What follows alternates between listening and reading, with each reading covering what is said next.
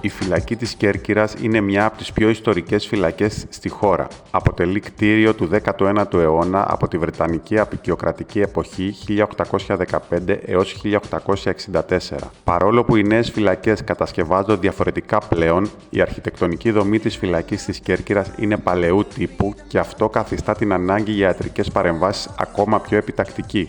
Σήμερα λειτουργεί ως φυλακή Β τύπου που προορίζεται για κρατούμενους καταδικασμένους με κακουργήματα. Η χωρητικότητά της είναι 135 κρατούμενοι, ενώ τον Ιούνιο του 2025 κρατούνταν 186. Το πρόγραμμα Υγεία για Όλους είναι μια πρωτοποριακή πρωτοβουλία στον τομέα της παροχής υγειονομικής φροντίδας που οργανώθηκε σε τοπικό επίπεδο μετά από πρωτοβουλία της Διεύθυνσης του Σοφρονιστικού Καταστήματος Κέρκυρας. Αυτή η πρωτοβουλία αγκαλιάστηκε αμέσως από όλη την τοπική κοινωνία και όλους τους σοφρονιστικούς υπαλλήλους. Κατά τη διάρκεια του προγράμματος Υγεία για Όλους εξετάστηκαν περίπου 145 κρατούμενοι από ειδικούς γιατρούς πανεπιστημιακούς, συγκεκριμένα από καρδιολόγο, ενδοκρινολόγο, ειδικό παθολόγο, νευρολόγο και δερματολόγο.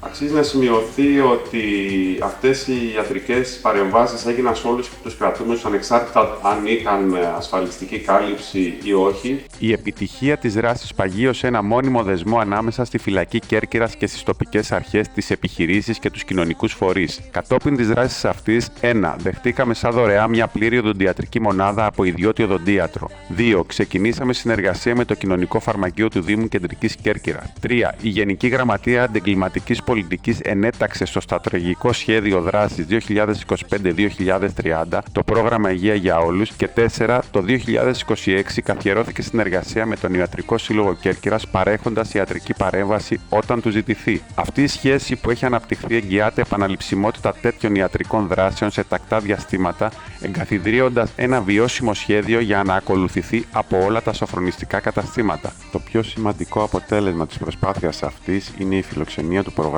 Υγεία για Όλους και τον Ιούνιο του 2026.